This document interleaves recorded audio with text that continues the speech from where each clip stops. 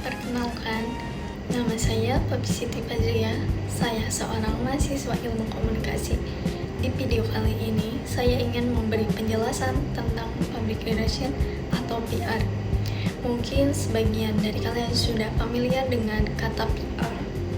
Jadi gini, kalian pernah gak sih lihat semua brand yang lagi viral karena masalah, terus tiba-tiba semua orang ngehujat di kolom komentar? Nah, ternyata di balik layar ada profesi yang tugasnya menjaga hubungan antara perusahaan dan masyarakat. Apa sih nama profesi itu, Kak? Profesi itu namanya public relation atau PR. Tapi sebenarnya PR itu cuma bikin press release dan posting Instagram doang gak sih, Kak? Ternyata enggak sesederhana itu, guys. Yuk kita bahas lewat kasus yang pernah terjadi di Indonesia. Menurut Gottlieb Center dan Brum, public relation adalah fungsi manajemen yang membangun dan mempertahankan hubungan yang saling menguntungkan antara organisasi dan publik yang memengaruhi keberhasilan atau kegagalannya. Bahasa gampangnya, PR itu ibarat jembatan antara perusahaan dan masyarakat. Kalau perusahaan ngomong ke masyarakat, itu tugas PR. Kalau masyarakat punya keluhan ke perusahaan, itu juga tugas PR. Jadi PR bukan cuma promosi, tapi juga menjaga reputasi, membangun kepercayaan, menangani krisis, dan mengelola komunikasi. Karena di era media sosial sekarang, masalah kecil bisa viral dalam hitungan menit. Contohnya di brand fashion lokal, yaitu Erigo. Erigo bukan cuma dikenal karena produknya, tapi juga karena cara mereka membangun komunikasi dengan konsumennya di media sosial. Saat ada pertanyaan, kritik, atau masukan dari pelanggan, tim media sosial dan PR biasanya aktif memberikan respon.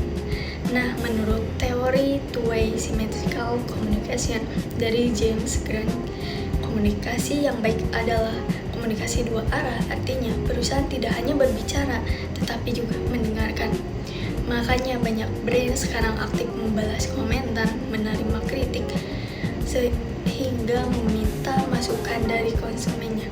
Dengan cara itu, perusahaan bisa memahami apa yang sebenarnya diinginkan publik. Karena tujuan PR bukan memenangkan perdebatan, tetapi membangun kepercayaan. Kalau masyarakat merasa didengar, biasanya hubungan antara brand dan konsumennya akan menjadi lebih kuat. Inilah yang membuat komunikasi dua arah menjadi salah satu strategi penting dalam public relation. Contoh lainnya, dalam Le Mineral pernah ada isu atau keluhan mengenai produk air minuman kemasan di media sosial. Ketika isu seperti ini muncul, masyarakat biasanya langsung mempertanyakan keamanan dan kualitas produk yang mereka konsumsikan. Nah, di situ peran PR sangat penting. Perusahaan harus memberikan informasi yang jelas, menjelaskan fakta yang sebenarnya, dan menghindari informasi simpang siur. Menurut teori krisis communication, saat krisis terjadi, perusahaan harus cepat, jujur, dan transparan. Jika perusahaan terlambat, publik bisa membuat asumsi sendiri. Dan biasanya asumsi publik lebih berbahaya daripada fakta sebenarnya. Makanya saat menghadapi isu atau krisis, perusahaan perlu segera memberikan klarifikasi dan menjaga komunikasi dengan masyarakat. Tujuannya bukan hanya menyelesaikan masalah, tetapi juga bisa menjaga kepercayaan publik terhadap perusahaan. Sekarang coba bayangin, satu video TikTok 10.000 viewers, 1 jam kemudian 100.000 viewers, besoknya 1 juta viewers. Begitu cepat ya informasi menyebar. Makanya PR sekarang tidak hanya bekerja di belakang layar, tapi juga harus memahami media sosial, memahami perilaku publik, dan memantau isu yang sedang viral. Membuat strategi komunikasi yang tepat itu hal yang sangat penting, karena reputasi perusahaan bisa dibangun bertahun-tahun tapi bisa rusak hanya dalam satu malam.